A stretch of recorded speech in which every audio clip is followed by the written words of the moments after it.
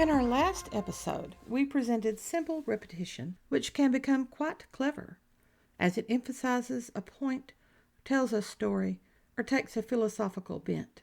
In this episode, the repetition is more complicated, but still powerful. It's Repetition Part 2. Welcome to The Right Focus, a podcast for writers, newbies, and veterans, and everyone in between. We're hosted by M.A. Lee with the assistance of Remy Black and Edie Rooms, all from Writers Inc. books. Our focus is productivity, process, craft, and tools. Each episode lasts as long as it takes to fix a quick dinner, drive a short commute, or take a brisk walk. Resources and links are in the show notes. Visit us at therightfocus.blogspot.com. Now, on to this week's episode. We open with 4 types of repetition, fairly simple to use, even if the official name for each is very complicated. Antistrophe is our first. Anti, opposite, against. Strophene, to turn. Is the repetition of a word or phrase at the close of sequential sentences. The word comes out of ancient Greek theater and was originally applied to the chorus when it would return, answering the same but dancing in the opposite direction. Yes, they danced. A statement is made, the phrase occurs. A second statement, the phrase is repeated. A third statement, another repetition. Sounds difficult, doesn't it? Nope. In Mark Antony's speech at Caesar's funeral in Shakespeare's Julius Caesar, we have the perfect example of antistrophe with his repetition of, "Yet Brutus says he was ambitious, and Brutus is an honorable man."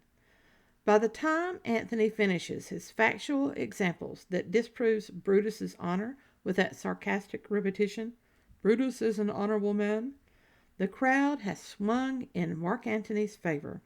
He needs only tempt them with bribes from Caesar's will and an additional lie or two, and the crowd will do what he wants. Here is Brutus preceding Antony, lacking the emotion that fills Antony's speech and connects him to the surrounding Romans, while Brutus seems too cold, too logical. "Who is here so base that would be a bondman? If any speak, for him have I offended. Who is here so rude that would not be a Roman? If any speak, for him have I offended. Who is here so vile that will not love his country? If any speak, for him have I offended." The antistrophe is clear. J.R.R. Tolkien gives us a modern example in The Return of the King, when Aragorn speaks to his troops. "A day may come when the courage of men fails, when we forsake our friends, and break all bonds of friendship. But it is not this day.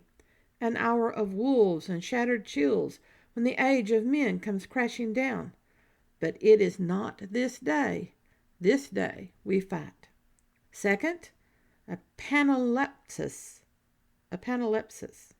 Epi, which means upon. Ana, which means against or back. Lepsis, taking hold. Thus, the before and the back, the beginning and end of the statement, take hold of each other. Epanalepsis is starting and ending a statement of any length with the same word. King Lear's "nothing will come of nothing" is a quick example of this ancient Greek term. Shakespeare contrasts the memorable antistrophe of Mark Antony with the more intellectual epanalepsis of Brutus. Brutus spoke before Mark Antony, and the crowd accepted his explanation. Then Antony spoke. Here is Brutus. "Hear me for my cause, and be silent that you may hear. Believe me for mine honor, and have respect to mine honor, that you may believe."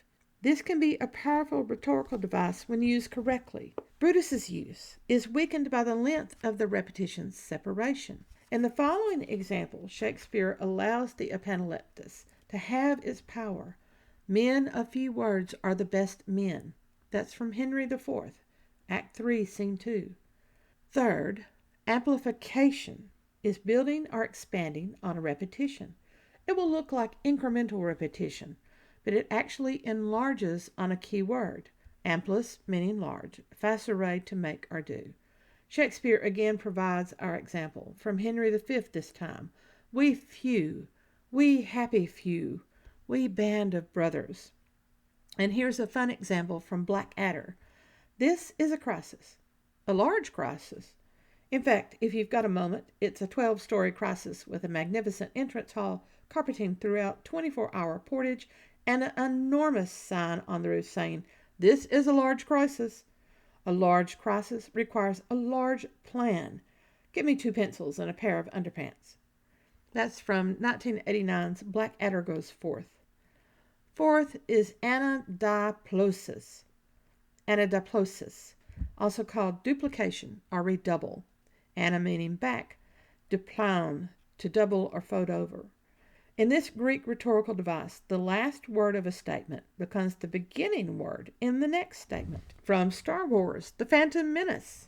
Yay, Star Wars! Fear is the path to the dark side. Fear leads to anger. Anger leads to hate. Hate leads to suffering. I sense much fear in you. From Herman Wouk's The Caine Mutiny. Aboard my ship, excellent performance is standard. Standard performance is substandard. Substandard performance is not permitted to exist. No wonder they mutinied. This ancient proverb, watch your thoughts, they become words. Watch your words, they become actions.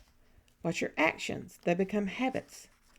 Watch your habits, they become character. Watch your character, it becomes your destiny. And this from Martin Luther King Jr. in his 1960 speech, "Keep moving from this mountain. If you can't fly, run. If you can't run, walk. If you can't walk, crawl. But by all means, keep moving." That's the 4 with fancy terms. We can also use repetition to control the pacing of the ideas on the page. We can slow down or speed up our repetitions using conjunctions. To slow down, we add in more conjunctions than we would normally use. In normal usage, with 3 or more items in a series, flour, sugar, and salt, we only place a conjunction before the last item. To slow down the speed of the passing items, we add conjunctions between each item.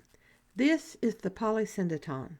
Poly meaning many, syndotus meaning bound together. Here's an example from Othello using the conjunction or. If there be cords, or knives, or poison, or fire, or suffocating streams, I'll not endure it. Many items can be bound together. The use of the additional conjunction slows not only the reading, but also the speaking. Tomorrow, and tomorrow, and tomorrow. Shakespeare captures the audience by slowing down the time. Then he follows by creeps in this petty pace from day to day. We speed up the pace by removing conjunctions. This is the Asyndeton. Perhaps the best example comes from history with Julius Caesar's Veni, Vidi, Vici. I came, I saw, I conquered. A meaning not, syndetos meaning bound together. Again, normal use places a conjunction before the last item in a series and places a conjunction between 2 items. In the same speech by Macbeth, we encounter out, out, brief candle. The out, out lacks the usual conjunction between 2 items. Aristotle gives us an example in his book Rhetoric. This is the villain among you who deceived you, who cheated you, who meant to betray you completely. And here is Vittorino de Feltre from 1405. Not everybody is called to be a lawyer, a physician, a philosopher, but all of us are created for the life of social duty. All of us are responsible for the personal influence which goes out from all of us. De Feltre gives us 2 asyndetons, first in his list of 3 professions, and then in the following 2 statements. Normally, we would have a conjunction after the word social duty. Did you notice that De Feltre also has an Epanalepsis with the all of us in the last statement? Here is the last stanza of a modern hymn, which uses both pacing devices. The first and third lines use asyndeton. The second line contains the polysyndeton. The third line contains alliteration, another type of repetition. Holy, holy, holy, Lord God Almighty, all thy works shall praise thy name in earth and sky and sea. Holy, holy, holy, merciful and mighty, God in 3 persons, blessed Trinity. And that's by Reginald Heber. All of these repetitive devices bind sentences together within the sentence as well as sentence to sentence. That same binding occurs with the next pair of rhetorical devices, the Anaphora and the Epistrophe, front and back repetition. For the front repetition, we have the anaphora, ana meaning back, the same that we've seen before, and phora, to carry back, to bear. The anaphora bears or carries a phrase on. The repetition occurs at the beginning of a series of sentences. One of the most famous examples is Winston Churchill's June 1940 speech. We shall go on to the end. We shall fight in France. We shall fight on the seas and oceans. We shall fight in the air. We shall defend our island. We shall fight on the beaches.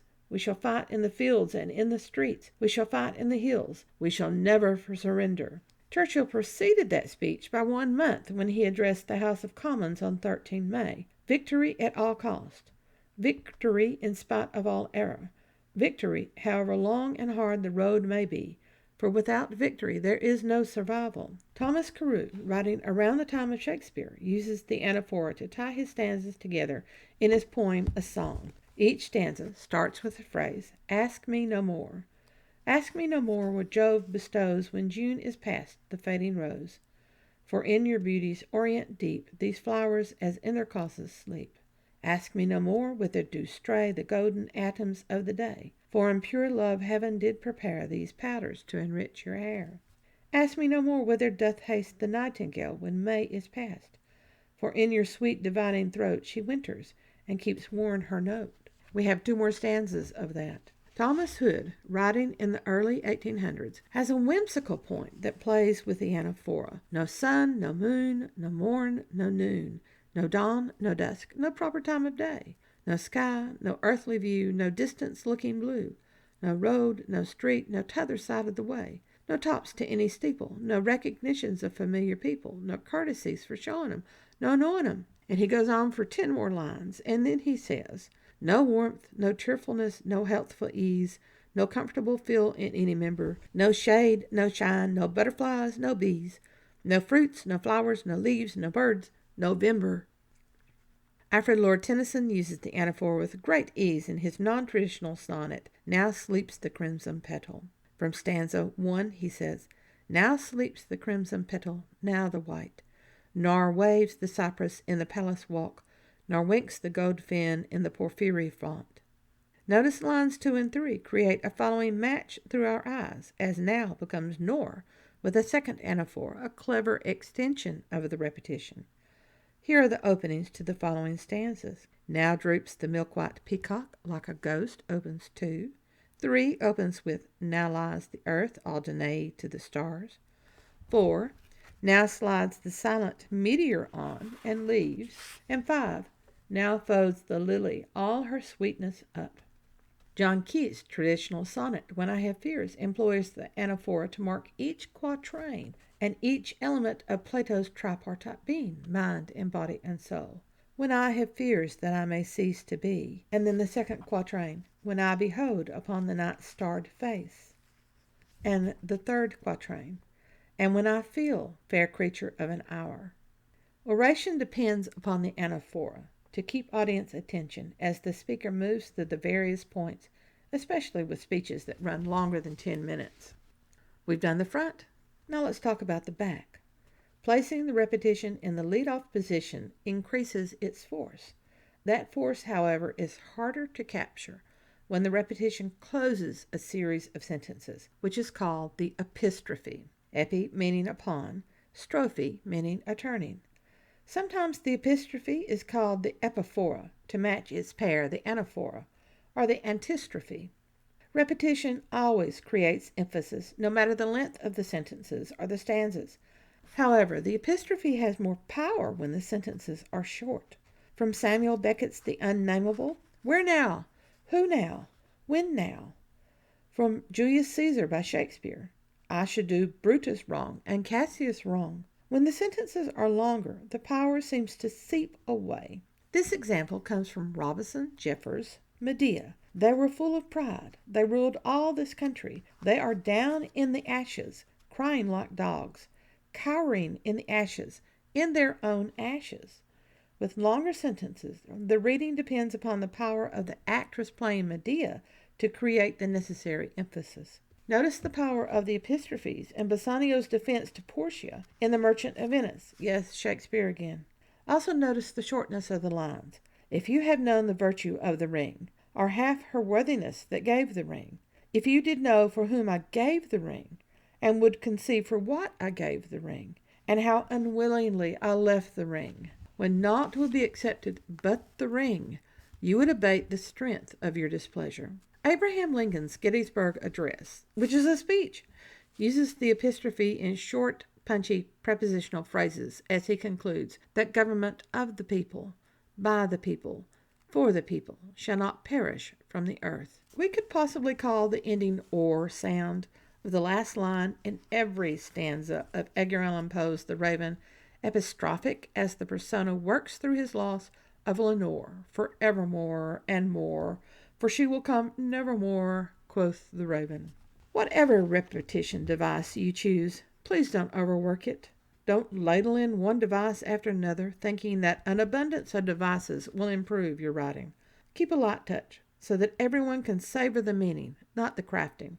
It's the simple occurrence of repetition that creates power on the page. I haven't discussed stichiomythia, which Shakespeare uses in Richard III. Diacope, look up Shel Silverstein. Epitome, memorable in Taxi Driver. And others. All the types of repetition can be fun to explore and try to incorporate. Just remember, keep a light hand. Most importantly, remember the purpose. If an idea doesn't need to be emphasized, then don't have the reader dwell on it. Repetition can be a distraction, which is especially helpful in the mystery genre and the other genres that dip into the mystery elements. You can play to create effect with repetition, or drive the reader out of their mind with reading your poem, as Alfred Noyes does in The Highwayman, clip, clop, when the repetition becomes too much. Use repetition to create character tags and emphasize a trait. Use it to develop a setting that will recur. For crime scene images that haunt a character, events in a mano-a-mano battle, workings of a spell, effects of a kiss, repetition of any sort will create the emphasis you need. Next week, we move into the world of opposition. The world is built on opposites, and we'll explore the ones that aid your writing. Our inspiration comes from John Hersey. To be a writer is to throw away a great deal, not to be satisfied, to type again, and then once more, and over and over. That's a lovely example of the power of using different kinds of repetition. Thanks for listening to The Right Focus, a podcast for writers at all levels, hosted by Emma Lee from Writers Inc. Books, assisted by Remy Black and Edie Runes. Our focus is productivity, process, craft, and tools. Music is licensed through Audio Jungle, called Background Music Loop. Its creator is Alexander Polishchuk, known on Audio Jungle as Plastic 3. The music comes in different iterations. Show notes and resource links for this and other episodes can be found at therightfocus.blogspot.com. Write to us at winkbooks@aol.com when you have questions, comments, and speculations. We will try to answer you as quickly as possible. By the way, we will not mind your email address. That's rude. If you find value in our content, share with your writing friends or write a review. We're small beans here without the advertising budget of the